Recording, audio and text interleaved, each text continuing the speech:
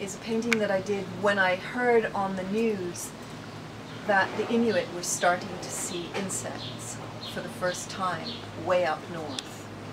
And so I thought, what would it be like to see a moth for the first time? And to be a kid, you know, so you don't know the negative implications of that. You just get to see this creature, these creatures that you've never even imagined before because you're an Inuit person. Anyway, so that's what this painting was about. But so what will happen on the screen, which is a shadow puppet screen, is that the screen will be covered by grasses, and then it will open up to reveal her, and then it'll close again, and then it'll open again, and then it'll close again. And it opens to reveal to her the world that's going on in the front third of the box.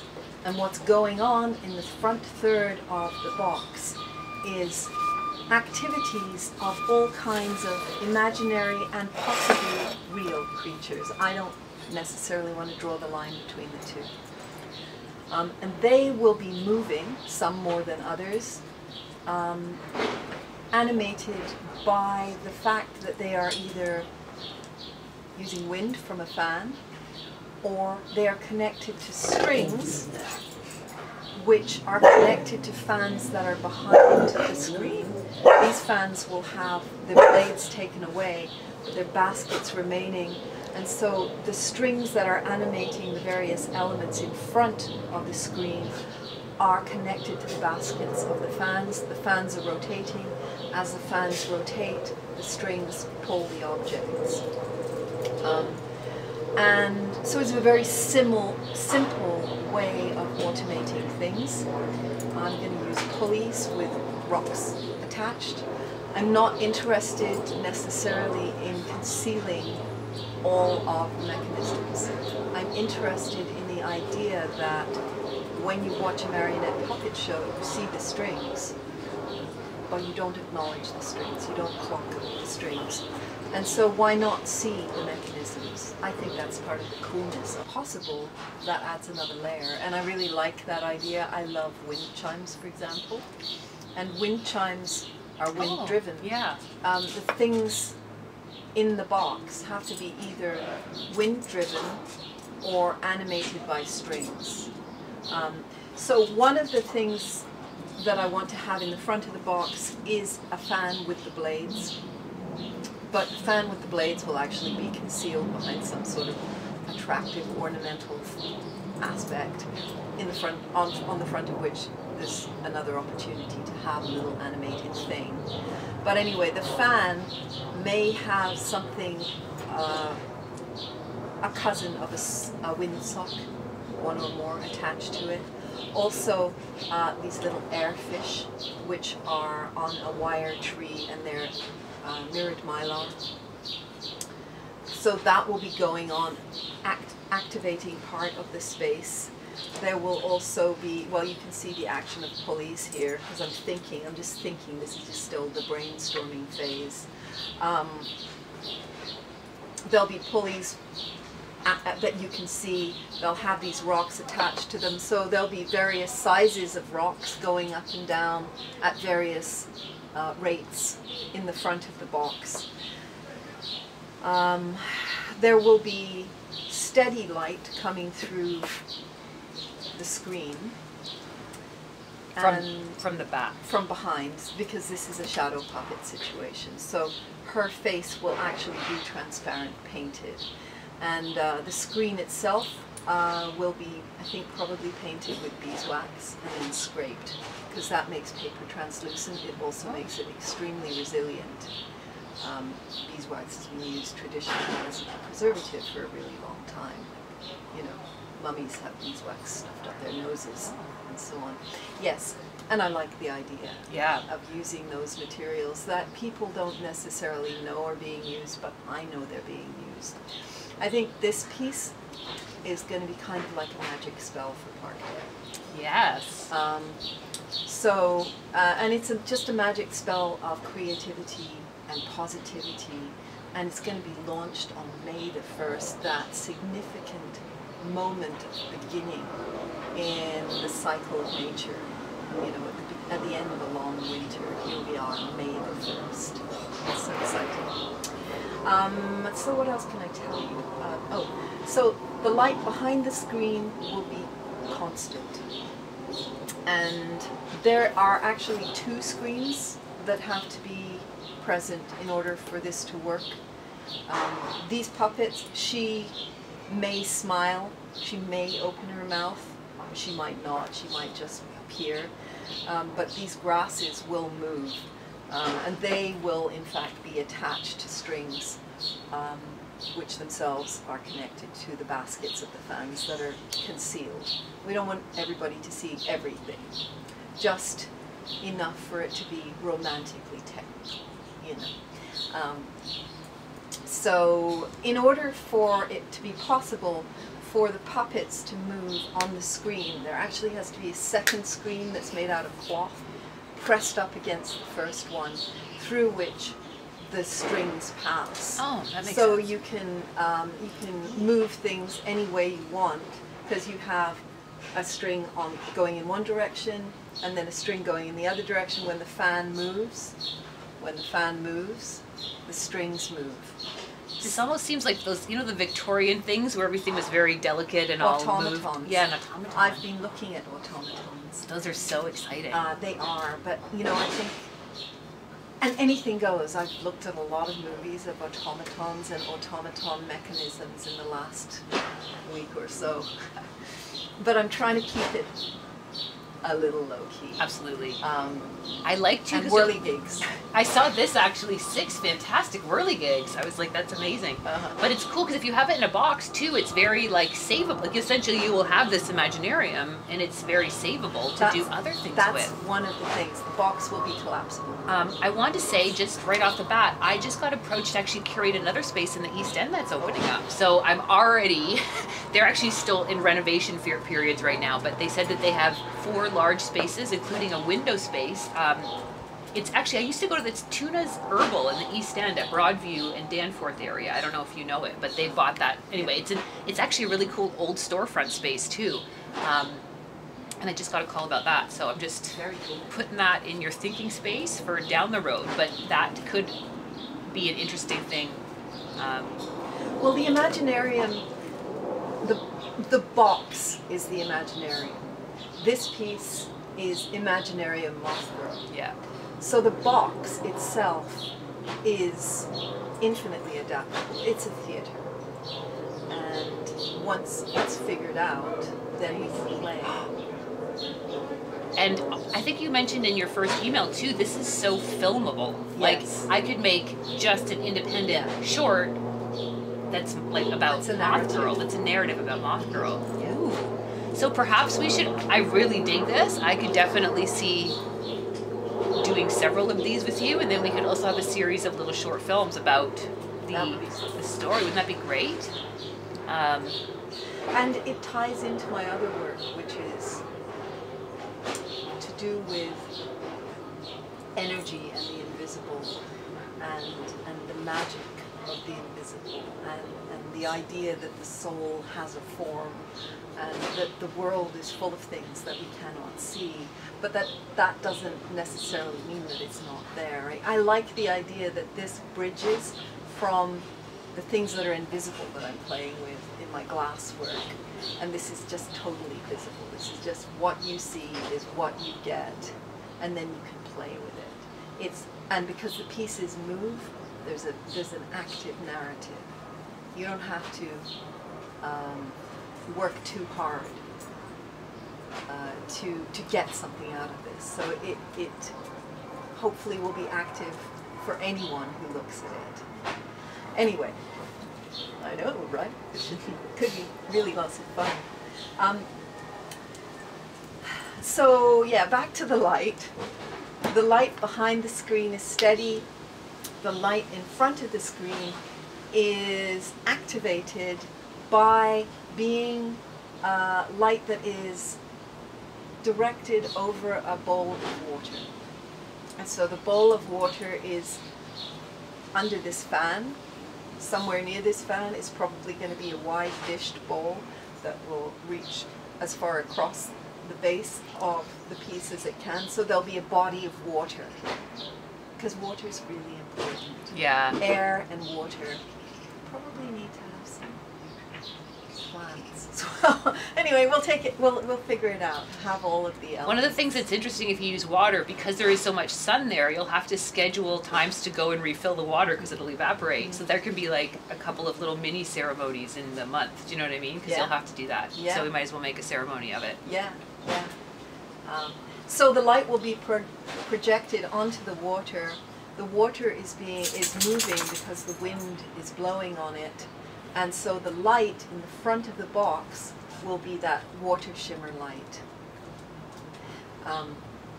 So we have water shimmer light, we have wind moving things, moving objects, we have the grasses parting and the amazement of this young girl seeing what's in the front of the box. And we have little creatures, which I'm going to invent as we go along.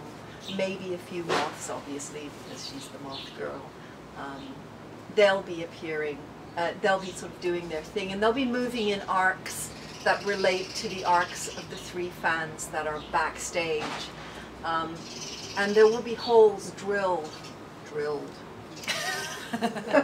There'll be holes drilled around the edges of the screen so that strings can pass through to backstage and be connected to the fans.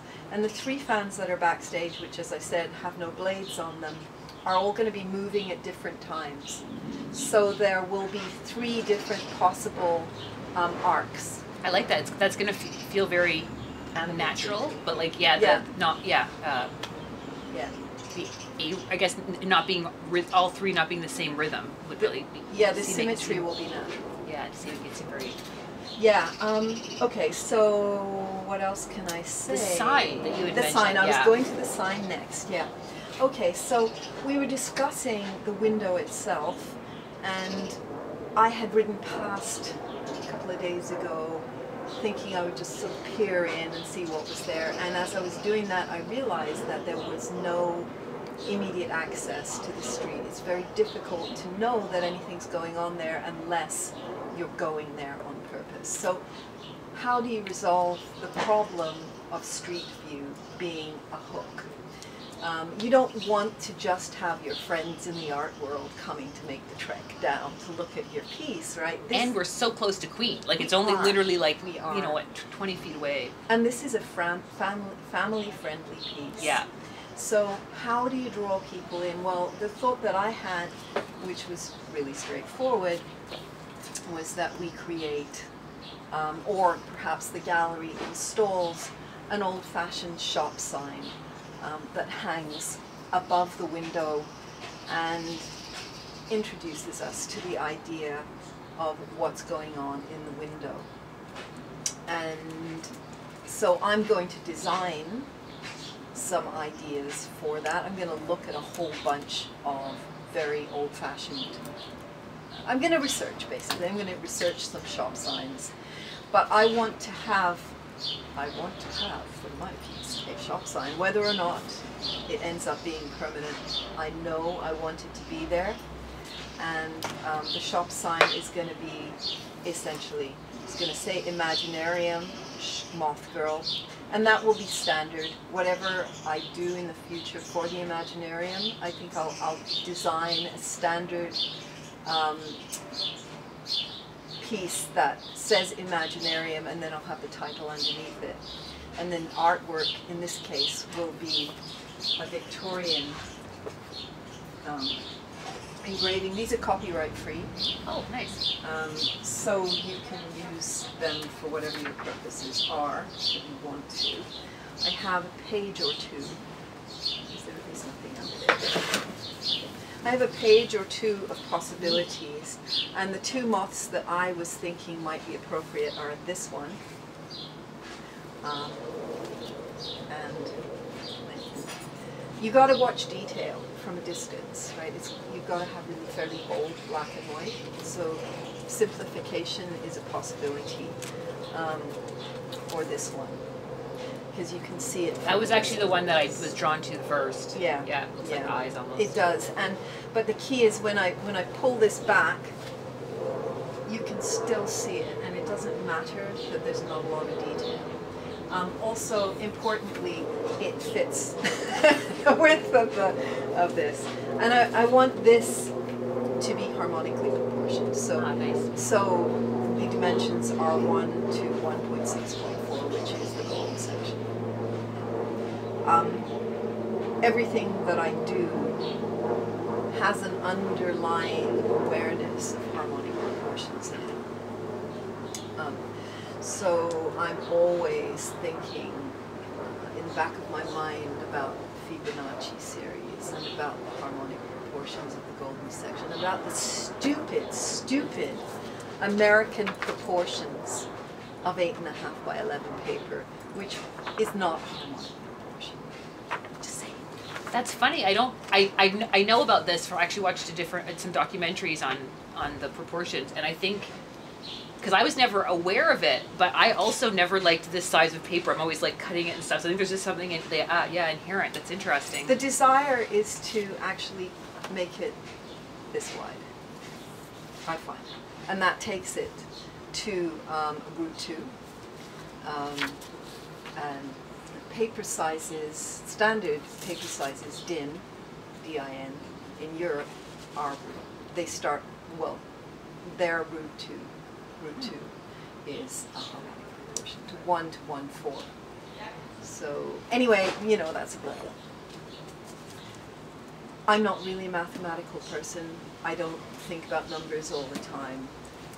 It's just because I know about this, I can never not be aware of it, you know. So anyway, yeah, so this would be, it would be designed a bit like a Victorian poster. Nice. So I would use a typeface that might be conceivably, would maybe have been seen during the era of the poster houses. I love that. I just love that aesthetic. There's a small press over on Dundas, just on the other side of the bridge. I haven't been in there. But I know that they have a press. I also know people in that world, the world of, you know, small press printing. So I might engage or try to engage someone for pittance to help me with that. Anyway, so there's that. So that would function potentially as the sort of postcard, also as the sign. But I realize that as I'm talking about this, I'm sort of getting into the realm of curatorial stuff, and I'm just telling you everything, and whatever you think should go, you know, I'm actually not a control freak, except about the work itself. Okay, so what else can I tell you? Whirligigs, thinking about them, don't know much about them. Have looked at the Museum of Automata in York. There's a YouTube video, it's about an hour long, just there they all are. I haven't seen them all. Oh, we should talk about this piece, which is really cool. There will be probably 3 of these, and they'll be at the base, maybe in the front, maybe in the back, maybe spaced around in front of and behind the water. This is a little cart. Well, it's not really a cart, it's just a slab of wood on wheels. And this is an uneven surface. This wood is connected on either side. Latest sketchbook, which is in the back of my workbook, and it's just beginning. I gotta say, if you've never worked with dot grid, I highly recommend. Oh yeah? Because you can block out your areas, and then once you've drawn on the grid, it disappears. Once you've written on the grid, so I saw that on the front of your book. I didn't know what dot grid was because it's on the cover. Is it? Yeah. Oh, nice. So I'm always coming up with ideas, and I'll use the same. I'll finish a sketchbook because it starts to fall apart. I never actually get to the end of the sketchbook.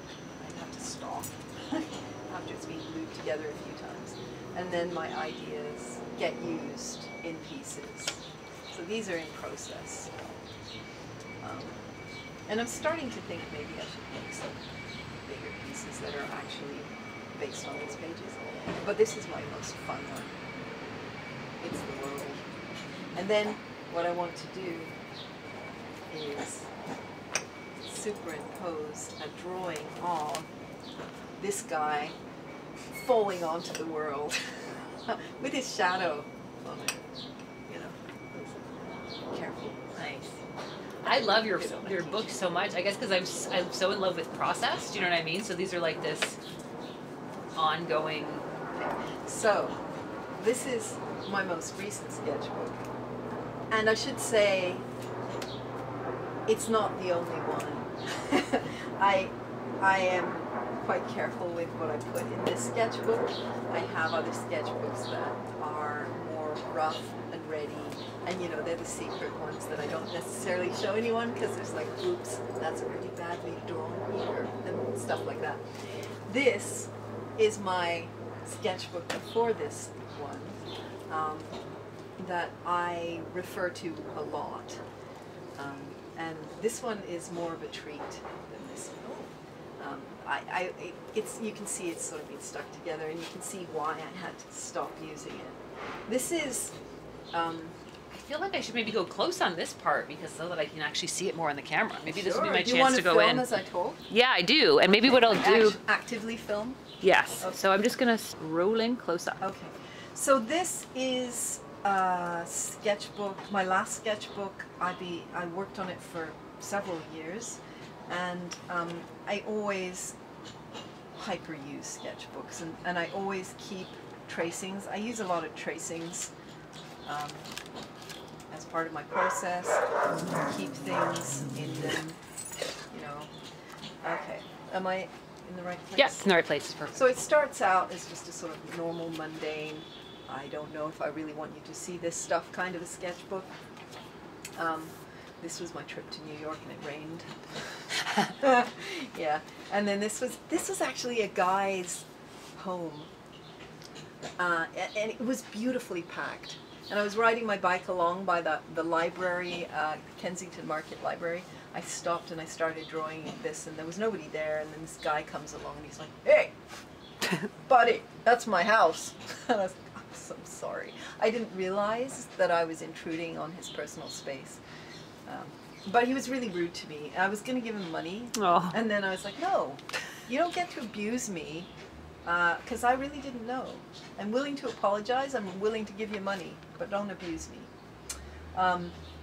So I'll just flip through. So these are things which may appear in the Imaginarium. There may well be things that are related. This is a love animal. I saw your sculpture of the love animal. Yes, this is one of them. Did you read what they are? You told me a little bit of how they have to, it's like a symbiotic relationship. Is that the right word? Where they have to be together to be one? They are, in fact, they are relationships made visual. So they're relationships made into things. So when you fall in love with someone, together you make this animal. And this animal, you're both at that moment of perfect love. Everything is in sync. But the moment you stop being in love, the animal disappears. It stops its being. So anyway, yeah, that's something. And I have, this is all colored pencil. Oh, yeah. Explosion fold there. And this is how to do an explosion fold. Tree houses. I'm interested in tree houses. Maybe there'll be a tree house in the Imaginarium. Maybe in another one. I'm just flipping through here. Whirligigs. There may well be whirligigs. One whirligig, depends on how much time there is. Influenced by Paul Klee. This kind of looks like, or, what's the beauty of sketchbooks, right? Wait, this is a stained glass window that I actually made. It's in my living room. Ooh. You may have seen it, but maybe not. It's up in the window. these are a whole bunch of love animals. A little bit hot. Yeah, there we go. There's a whole bunch of love animals Ooh. there. Different kind, because every love is different, right? And then these are sentiences cruising through, because this is that invisible realm that I make the glass art with, right? And so the sentiences are essentially, you could say they're the souls of living beings between jobs. And I figure that between assignments, corporeal assignments, the sentiences traverse the world, swimming in the sea of spirit. And I think these love animals are also in the sea of spirit, because we can't see them, but they're there. Because who can deny that when you fall in love, something is made that's independent of the two of you, but is totally reliant on that connection of the two of you. Notice there are no phallic symbols in the love animals. They don't need it. They're beyond that. Da-da. This is, I like this fish. I do a lot of research on a lot of things. Coyotes, kids. No, that's me actually. I do that. And Yeah, I was like, I live in there. yeah, tree houses. I was looking at the work of Hundertwasser. Hundertwasser, yeah. And, I like the idea that he was into the idea that you should have trees. You should have trees everywhere. Yeah. Sacred hands. You see. A little higher again. Yeah, there we go. Doesn't go away. No kidding. Some moths and things. Research. You sent me that That's picture. one of my more famous pages. Yeah. Nice. Back there. Yeah. So, another one of my more famous pages. Sometimes they just work, you know. And yet they aren't for display necessarily. Their main lives happen. They are inspirational vehicles. Did you cut out that last previous page? This Is that one? a trim out or is that? This is actually, you know, you can get punches. Oh, And this is just a punch from school, which I stole because I thought it was cool. it's very cool. It is, yeah. And this is an interesting one. This is, I saw the Dalai Lama speaking a few years ago, and while he was speaking, he was talking about how we live in this enclosed world and how we have everything we need, but we have to share. We have to think in terms of that we live in this biosphere. There is no outside. And so we have to live in harmony. And so I actually drew the original drawing for this while the Dalai Lama was talking. And sorry, I love this image. I've been playing around with it for a long time. And then that's the process of dying. Ooh. Playing.